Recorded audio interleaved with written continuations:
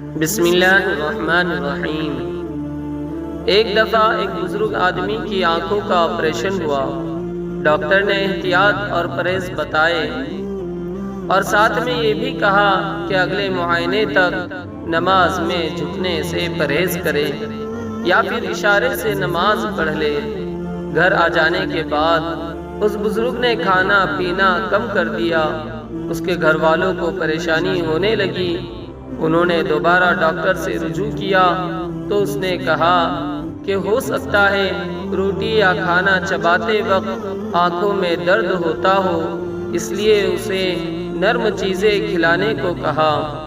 ایک دو دن تک گھر والوں نے دیکھا مگر بزرگ نے کھانے میں کوئی تبدیلی نہ لائی۔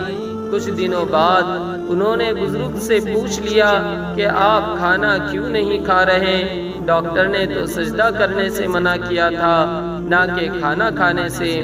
تو بزرگ نے جواب دیا کہ جس کو سجدہ نہیں کر سکتا اس کا رزق کھاتے ہوئے مجھے شرم آتی ہے۔